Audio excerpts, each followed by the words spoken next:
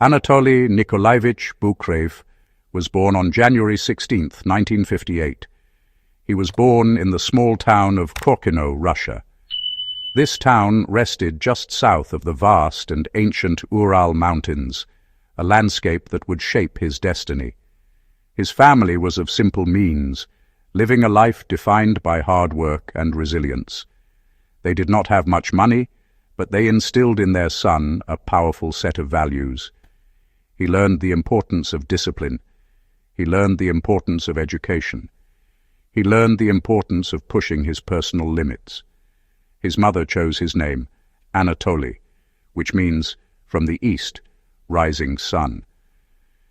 It was a name that seemed to foretell a life spent chasing horizons and climbing toward the light. His journey into the world of mountains began at the tender age of 12. He was not a child who stayed indoors. The call of the wild was too strong. He was the youngest among them, yet he quickly proved his mettle. Here, in the rugged hills near his home, he took his first steps into the art of mountaineering. He learned the fundamentals of using ropes. He learned how to read the subtle language of a map. He learned the steady rhythm required for walking on difficult and unforgiving trails. This early training was steeped in the demanding Russian style of mountaineering. It valued strict discipline. It valued technical skill. It valued absolute self-reliance above all else. This foundational period was not just about play. It was about building a deep and instinctual connection with the vertical world. The mountains became his classroom and his playground. By the time he was 14, he undertook a significant climb that hinted at his future greatness. He traveled to Kazakhstan. He successfully ascended Talgar Peak, a formidable mountain that stands at 4,979 meters. For a boy so young, this was a remarkable achievement. It was a clear signal that his talent was extraordinary and his ambition was boundless. This early ascent was more than just a climb. It was the first major step on a path that would lead him to the highest and most dangerous places on Earth. He possessed a sharp, analytical mind and was drawn to the sciences. He enrolled at Chelyabinsk University, where he studied physics, graduating with his degree in 1979. During his university years, he also dedicated himself to the grueling sport of cross-country skiing. After the dissolution of the Soviet Union, he made a life-changing decision. He moved to Kazakhstan, a land whose towering peaks had long captured his imagination. In 1991, he embraced this new chapter fully, becoming a citizen of the newly independent nation and making its mountains his home. The Soviet mountaineering system was a crucible, designed to produce climbers of exceptional strength and skill.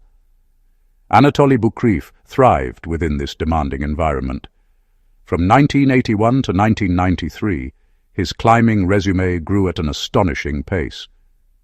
He completed over 200 climbs of peaks between 5,000 and 6,000 meters, a staggering number that demonstrated his relentless drive. He also summited numerous 4,000-meter peaks in the Caucasus Range, honing his technique on rock, honing his technique on ice. Within this fraternity, he transitioned from student to mentor, becoming a respected high-altitude coach and guide. His prowess earned him one of the most coveted honors in Soviet mountaineering, the Snow Leopard Award. This award is given to climbers who successfully summit all 5 of the 7,000-meter peaks located within the former Soviet Union. It is a testament to extraordinary endurance, skill, and perseverance. Boukreev did not just earn this award once. He achieved it an incredible 4 times. This feat underscored his complete mastery of the high mountains of Central Asia. He knew the Tian Shan and the Pamirs. Anatoly Boukreev was not just a climber, he was a phenomenon of speed. He possessed a rare physiological gift that allowed him to move with incredible swiftness at altitudes where most people can barely walk. In 1987, he stunned the climbing community with a speed record on Ibn Sina, Lenin Peak. He ascended the 7th 134-meter mountain in a blistering 8 hours and descended in just 6. This was not an isolated event. He consistently dominated speed climbing competitions, winning on Mount Elbrus and on Ismail Samani Peak. His speed was a strategic tool, allowing him to minimize exposure to objective dangers such as avalanches and sudden storms. He believed that moving quickly was moving safely. His reputation for speed followed him to the Himalayas. In 1996, just 17 days after the Everest disaster, he climbed Lhotse completely alone. The following year, his pace was just as relentless. He reached Broad Peak's central summit in a single 36-hour push. A week later, he summited Gasherbrum II in 9 hours 30 minutes. These were a redefinition of what was thought possible in high-altitude mountaineering, all without supplemental oxygen.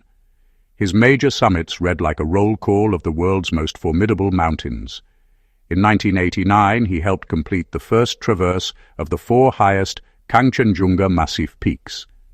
He also climbed Kangchenjunga's central peak, Dhaulagiri once, twice, Mount Everest 4 times, K2, Makalu, Manaslu, winter, Lhotse, Cho Oyu, Shisha Pangma.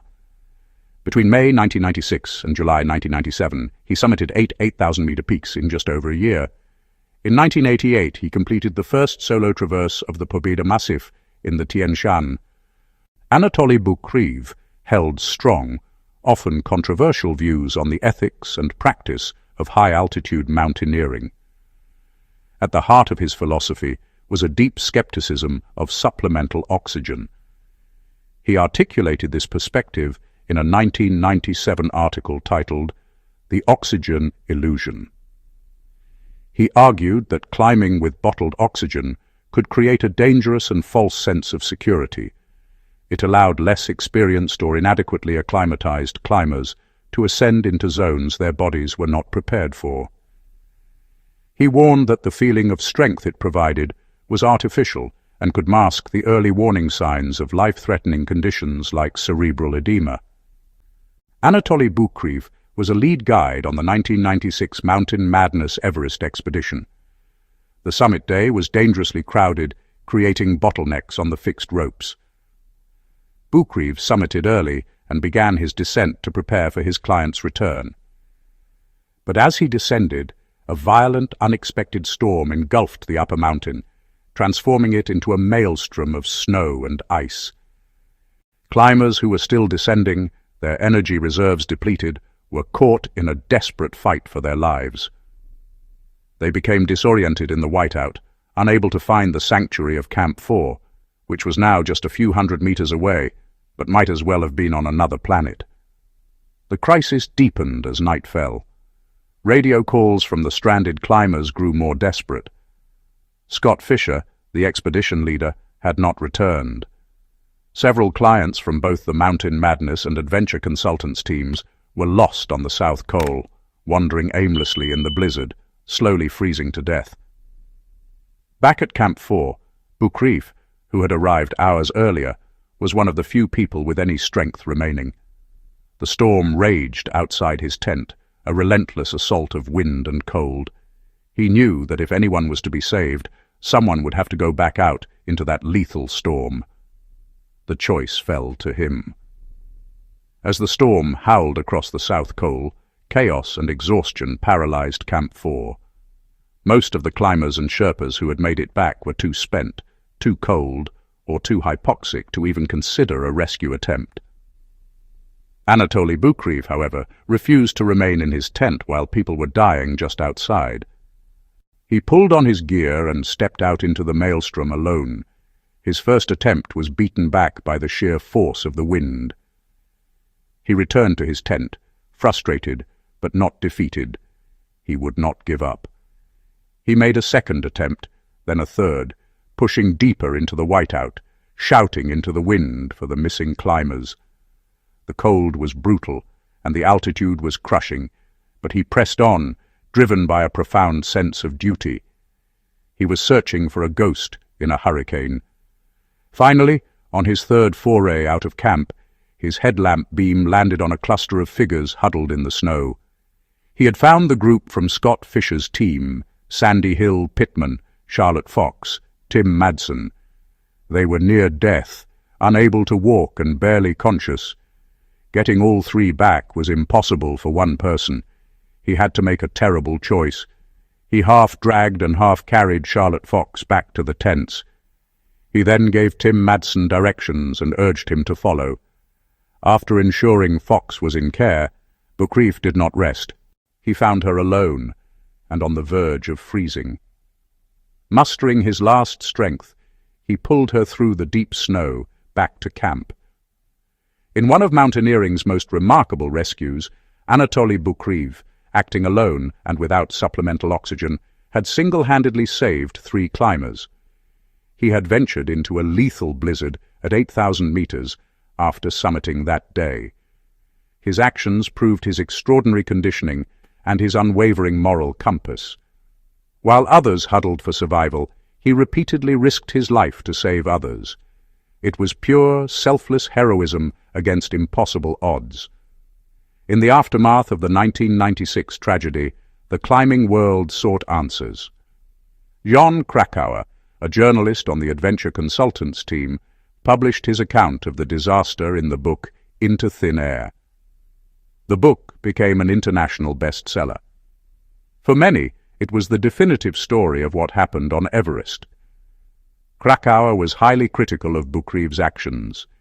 He questioned Boukreev's decision to descend ahead of his clients. He criticized his choice not to use supplemental oxygen while guiding. Krakauer suggested lack of oxygen may have impaired Boukreev's judgment, and that by descending early, he had abandoned his responsibilities as a guide. The criticism stung Boukreev deeply. He felt misunderstood and misrepresented. To defend his honor against criticism, Boukreev co-authored The Climb. He argued that foregoing oxygen left him strong enough to perform rescues. In 1997, the American Alpine Club vindicated him with an award for his heroism. But that winter, while attempting a winter ascent of Annapurna, one of the most dangerous peaks, Boukreev was tragically killed. Simone Moreau, Dmitry Sobolev. Christmas Day, December 25th, 1997. The three were working on the route-fixing ropes at around 5,700 meters. The weather was clear, and the conditions seemed stable. They were moving below a massive, overhanging cornice of snow. Without warning, the enormous cornice fractured and broke loose. It triggered a colossal avalanche that thundered down the face. The climbers were directly in its path. Simone Moreau was slightly ahead and saw the cornice begin to fall. He screamed a warning. He saw Boukreev turn and try to run to the safety of a nearby rock outcropping. Moreau himself was hit by the edge of the avalanche and swept hundreds of meters down the mountain. He was battered, bruised, and buried. But by a miracle, he landed on the surface of the debris field and survived. When he came to, he was alone in a sea of snow and ice. He desperately called out for his friends, shouting their names into the sudden, deafening silence. There was no reply. Anatoli Boukreev and Dmitry Sobolev had been swept away by the full force of the avalanche and were buried deep beneath tons of snow and ice. Moreau, despite his injuries, initiated a frantic search, but could find no trace of his companions. But the scale of the avalanche was too great. The bodies of Anatoly Boukreev and Dmitry Sobolev were never found. The mountain that he loved had become his final resting place. Anatoly Boukreev's life was cut short, but his legacy endures, etched into the history of mountaineering. He is remembered not only for his incredible physical feats, speed records, numerous 8,000-meter summits without oxygen, but also for his profound courage and his deep philosophical connection to the high places of the world.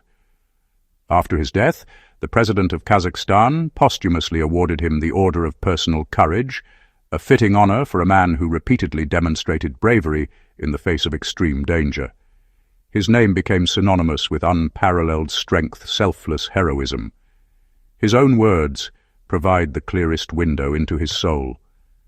Mountains are not stadiums where I satisfy my ambitions to achieve.